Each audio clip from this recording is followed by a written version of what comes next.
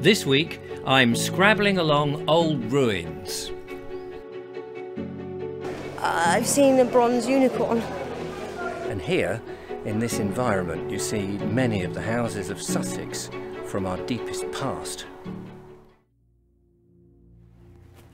When you take a stroll on any footpath in England, you do so with the company of any number of travellers who have trod that way before you. Sometimes you can almost feel their presence at your side. It's not always easy to decipher the age of a path.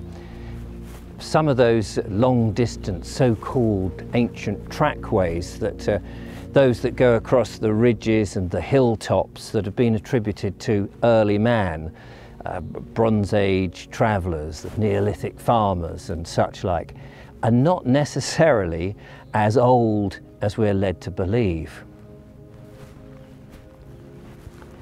You see, the evidence for those so-called ancient trackways is extremely rare. It wasn't really until the Romans arrived that metalling was used. Metalling being the deliberate strengthening and preparation of a proper load-bearing road surface. And before that time, that sort of thing was extremely rare.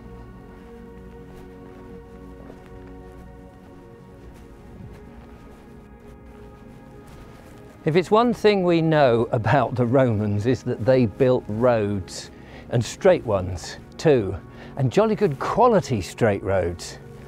And some have survived the 2,000 odd years and are still here for us to walk on and be in awe.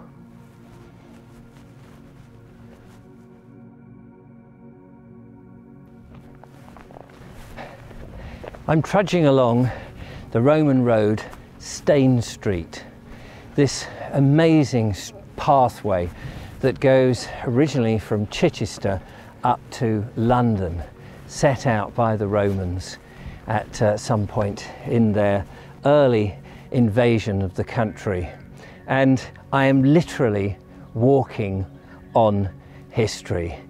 Not only is it enough to blow your mind that it's still here and that it hasn't eroded away or even been built on, but we know precisely who created it and for what purpose, as a military road. Staggering. It's not a very easy place to get to unless you're prepared to walk, because the car parks are some distance, of course. But have a look at it. Look, you've got this raised portion on which the troops and the traffic would have walked across. This is called an agger. It's an embankment, what we would term an embankment, I suppose, but it's technically known as an agger. And then down here, on either side, as they built them, they put in drainage ditches, and the soil to make the agger from the drainage ditch is chucked up here, one on the other side, chucked up here to form this embankment, and then on top of that, two layers basically, bigger stones of whatever local stone they could get, but here it would be mostly flint, of course. They would grab them from the fields, and then a smaller layer on the very top, which would be compacted down by the feet of the military as they strode along, and indeed the carts and all of that. And it's an ancient monument. This is a beautiful section that shows off here 2,000 years later. It's amazing, a lovely relic. I love it.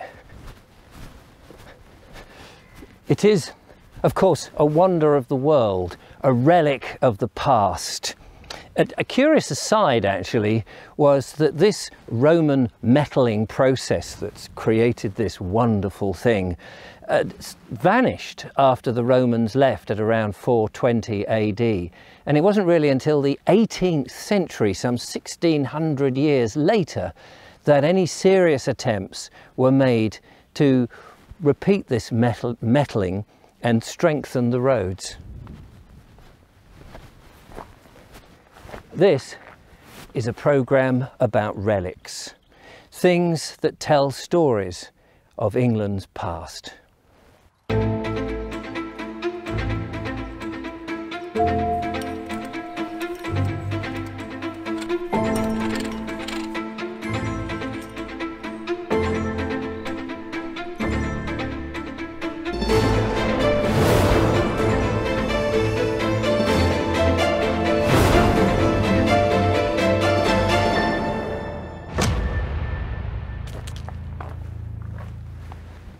England is incredible.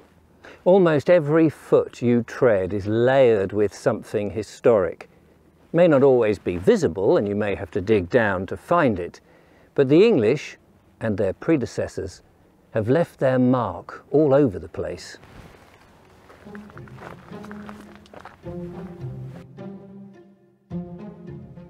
Above ground, the relics are easier to spot. Here, for example, not too far away from the stretch of Stane Street I was walking on, is Boxgrove Priory, the ruins of a 14th century lodging house. Roofless and open to the elements, the timber flooring long since gone. I understand that it was the lodging house for visiting monks, pilgrims and messengers, a sort of travel lodge for the Middle Ages.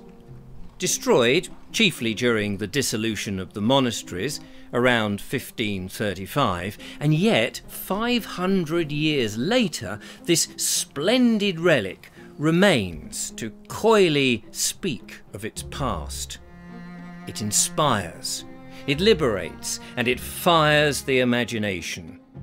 And it reminds us that England has a complex and varied history.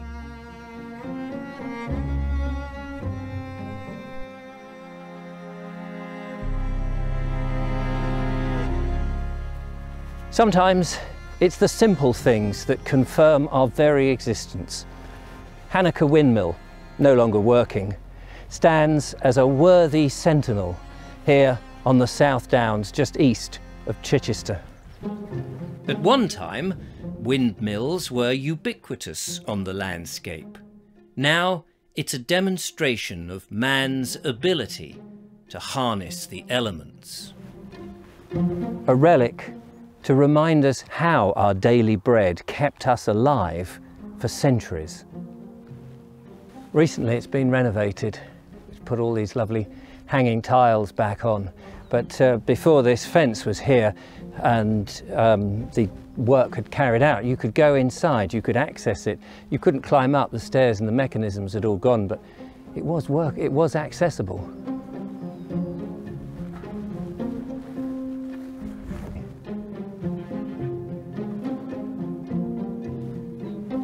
Corn, milled into flour and baked into the staff of life, only possible thanks to the brain of man and the free power of nature. Fortunately, there are still many surviving mills up and down the country, but not all relics need to be this big. Smaller objects equally have their story to tell. In order to find some old relics, Julia and I have come to the Ardingly Antique Fair. I think that's what it's called. We're very much looking forward to it. Julia's looking absolutely stunning and beautiful, and I, of course, am looking my dapper. Supremely dapper as always, darling.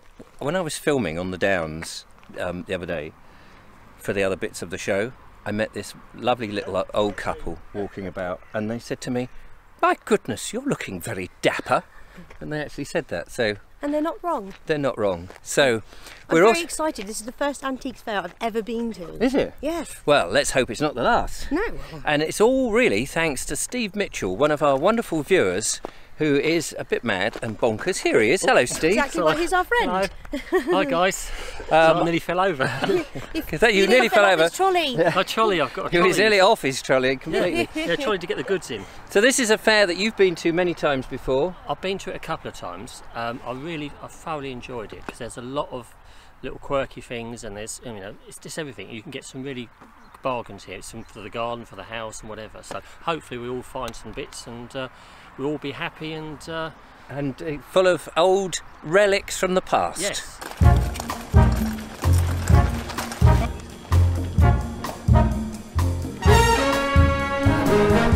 We're in.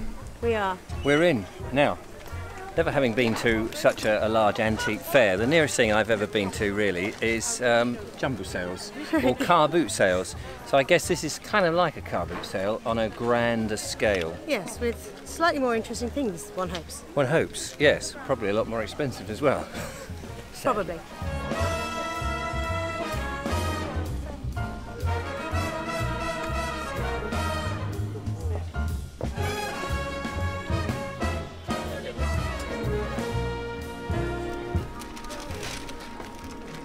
Very nice little ornate little thing. Look at that. Beautiful, with a mirror on the other side. Oh, it's just cracked.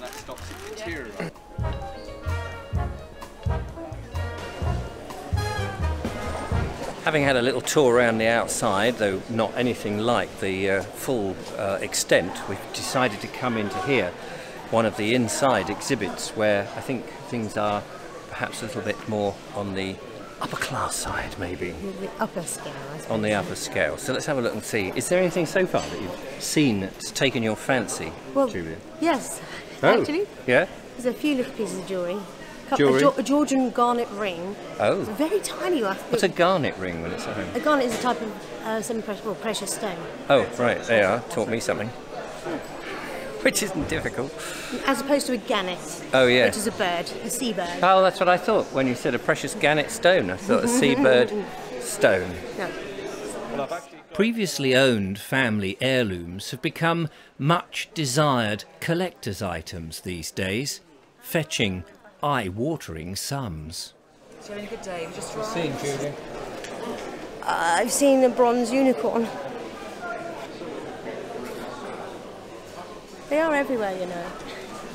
You'll find them almost anywhere. I rather like this chap. I guess when you come to an antiques fair, you've got to have a fair old mind of what it is you're looking for, because it's like going to a museum, isn't it? And you're suddenly overwhelmed with all the exhibits that are there and you're trying to take in. Whereas you could probably spend your money in the first few minutes as you come through the door. And this show is incredibly large and just goes on and on and on with all sorts of these wonderful antiques.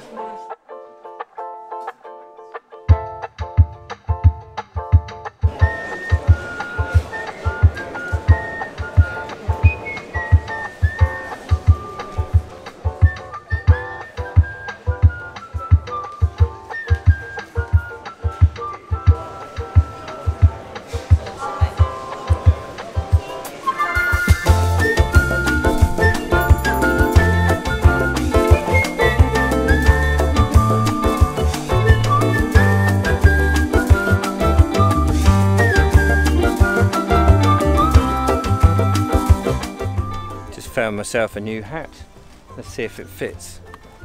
Beautiful boater, look at that.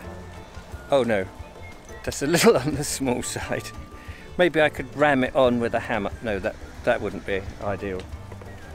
Looks like we're coming into, what would you call this, an old sheep pen? No? Well, this is where they used to judge the sheep and the pigs in the South of England show, and also they judged the dogs in here, I think, as well. Right, great big barn. And full of what looks like furniture. So shall we investigate the furniture? Yeah, I think there's some nice stuff in here. There definitely is some fantastic stuff. If you were decking out a house in a certain vintage style, this would be the place for you. Found another hat. The other one didn't quite fit me. That's a nice top hat, see? What do you think? Is that too small? It feels like it's a bit small. Feels like it's not quite seated on my head, which is a shame because I've got a strange head. Yeah, it's a bit wobbly. Keep looking. It says on there, Abbey Bakeries in Leicester. Now that's the sort of thing I'd like to get my teeth into. One of those, if I was any good at restoring things. I've had enough trouble trying to, do my own van. But that would be lovely. Another project for Tim. Yeah, definitely. But you can imagine a bald explorer travelling around in an old vehicle like that. I can imagine that. Actually. Yeah, it would be amazing.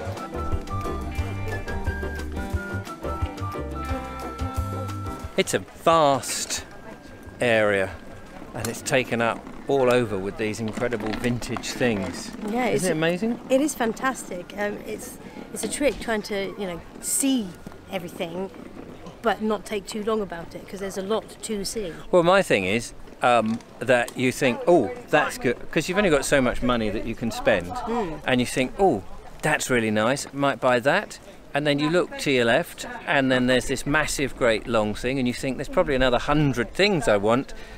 Shall I not buy this, or shall I go and... Because you never know if the next thing around the corner could be the thing you need. Because once you've spent your cash, you're going to find the next thing, and you go, oh, if only, and you can't take it back. Say, sorry, I don't want that. I want this. Can I have a refund, please? Yeah. It doesn't work like that. It's an amazing thing. There's so many lovely things. And what I find really interesting from the relic point of view, these are all previously owned things. They've all got their stories. They all tell a story that they've come with. And now those little objects have ended up here for somebody else to continue their story. Mm.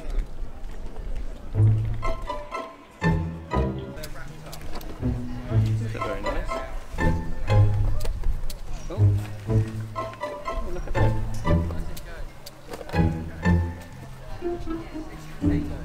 Oh.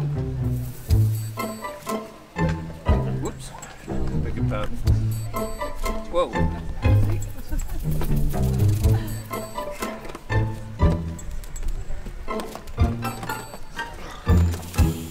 Anyone would think he's done it before.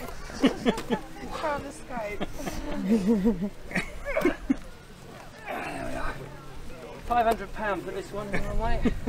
500 quid, come on. We'll put a tenner in the box for you. Oh, very good. Oh, lovely. Love old cases.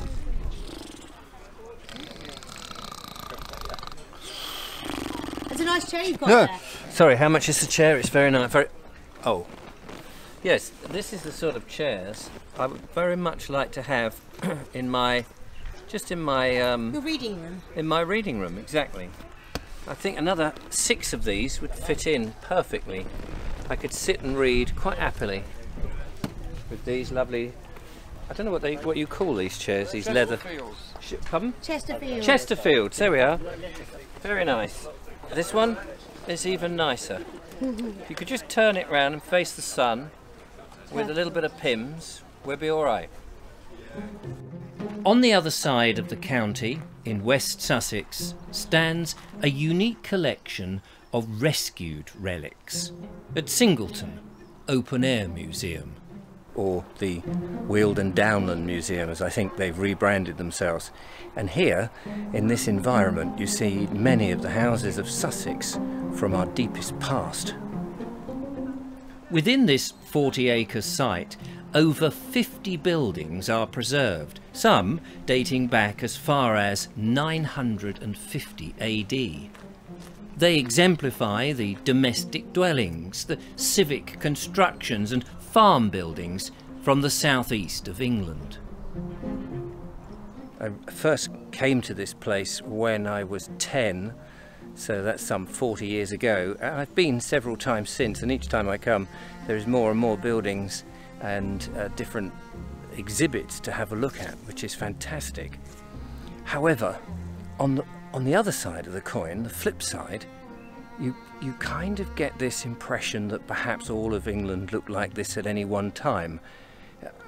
The buildings are pretty pristine. They've not got the mildew, the mould, the rats running around, the dirt, the horse crap on the floor. Of course, everything is here to preserve those buildings. You don't get the aroma of what England would have been like back then in the Middle Ages and in the Tudor period. That may be so, but clean, sanitised buildings will last longer and make interpretation of what we had easier to understand. I applaud them for their tireless work, and it is impressive what has been saved. They demonstrate the wide variety and beauty of our English architecture, something desperately missing from our everyday lives today. This, a church with no congregation, a tin tabernacle from 1908, made from tin, lined with timber. Buildings in the past were crafted by hands-on artisans using simple but long-lasting techniques and quite unsophisticated tools compared to today's computer-aided machines. They lasted longer, appealed to the eye more so, and created a charm that seems impossible to replace. Thank goodness for their preservation. But not all buildings survive, of course. Back across the Sussex Weald to the northeast and close to East Grinstead, we find the ruins of Jacobean Gothic. Still in private hands, its story obscure and much hidden from the public. Brambletime Manor is mentioned in the Domesday Book, and so it is likely to have been a place of habitation much earlier. A few yards to the west of the 17th century ruin lies the much older double-moated medieval estate. The home, the gatehouse and the ancillary buildings have gone. But not so long ago as you may think, for a Victor Virgo was still living in the property in the early 1800s, outlasting the younger property by 200 years. I was given special access to the two sites by the current owner, and starting at the older manor, I soon found its unique feature. It's double moated, so there's two moats. A moat, it goes down, there was to be a moat there, and then an embankment, and then the second moat, the larger moat, and then a wall just a little further up. Now to get to it, because it's a little overgrown with trees and what have you, we've got to circumnavigate round and find a suitable opening where there's not too many stinging nettles. The inner moat is larger and still takes water, although it dries out in the summer. The outer moat probably fell into disuse far earlier as its needs diminished. Both moats have silted now and are easy to navigate across.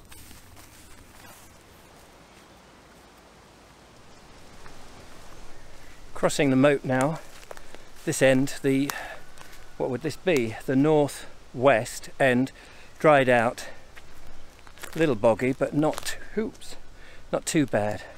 And we can cross to the middle section where there would have been the medieval house, a wall surrounding it, and then living quarters, and not only for the owner but for the staff and servants, and also a compound probably for the prized cattle, horses, that sort of thing. There was a bridge here, and there's going to be a bridge. The owner told me how there was a timber bridge here that has now rotted away, but originally there was a masonry wall all the way around, a stone wall, so it figures that there was a stone bridge going across back in its original formation for the weight of carts, horses and whatever other produce was coming into the medieval house behind me, or would have been behind me. But that was clearly demolished and the stonework taken away, and now in more recent times timber has been used, and of course there would have been a lot of timber here. The inner area isn't all that big, really. It's now overgrown, and the manor's masonry was removed in the mid-1800s. So the trees themselves are therefore relatively young. It's a rare and incredible survival, despite that there's little to see of the older house, and there's an eerie feeling standing alone on a man-made island. But fascinating to be here because this has been undeveloped for centuries, and people have lived and worked here. They've protected their property here, and it was an important place, and who knows, royalty may well have visited here at this somewhat amazing site. and it's just an honour to be here.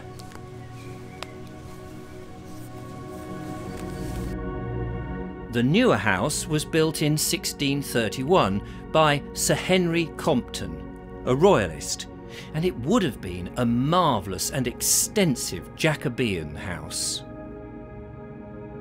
It survived the English Civil War, with Henry's third son still holding court there in 1660, the year of the Restoration, when Charles II was on the throne. Yet, 100 years later, the place is a ruin, pretty much as we see it today.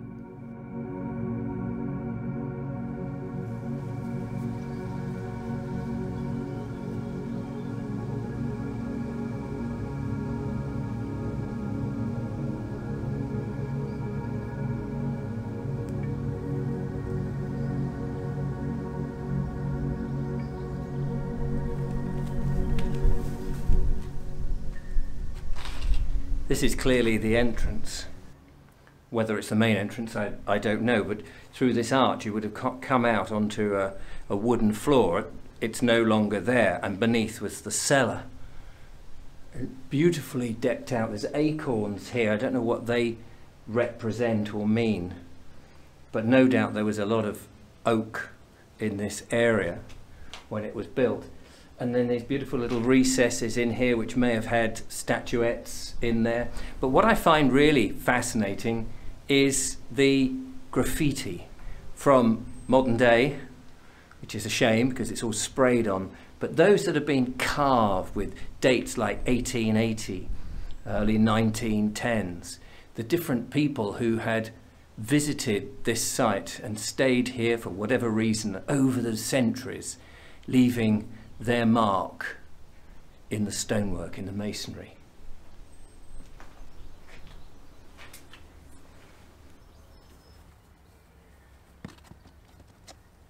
Just so you know, I was given permission to clamber over this site, at my own risk, of course, and it's an experience I will never forget.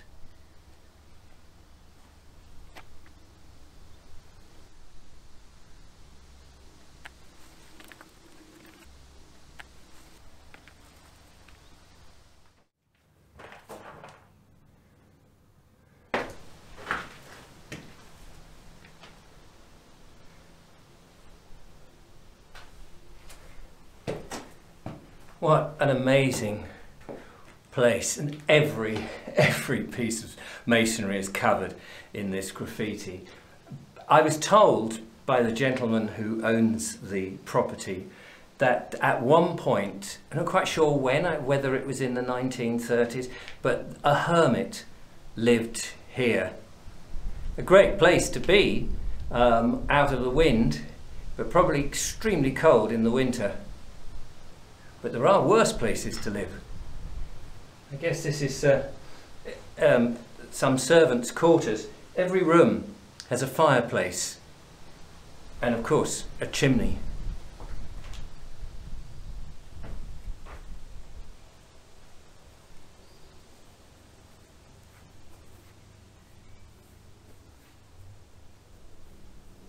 A side entrance here with a slope. For what purpose?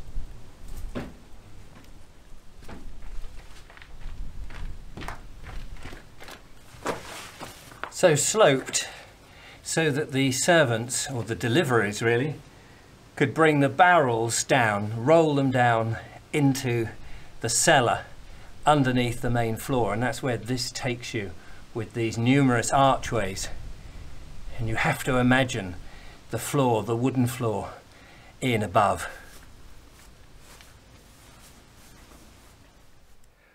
I made an assumption about it having a timber floor, which it may well have done, but possibly looking at the masonry here, you see the remains of a vaulted ceiling. So there may have been a stone floor. The walls are warming up with the beautiful sun that we've got, the midday sun. But it was probably quite cold down here in the cellar in its day, and you'd need the fireplaces to warm it up. And it goes back quite a way. It isn't just this and the what would have been the functioning hall above for the owner and his visitors and family, but it goes right back. It is really difficult to imagine Brambletye's great splendour, but the ruins keep the history, the story, alive. People lived here. They laughed, quarrelled and made love. And they died here too. The edifice is now protected by English heritage, so that we may know a little more of its unique story.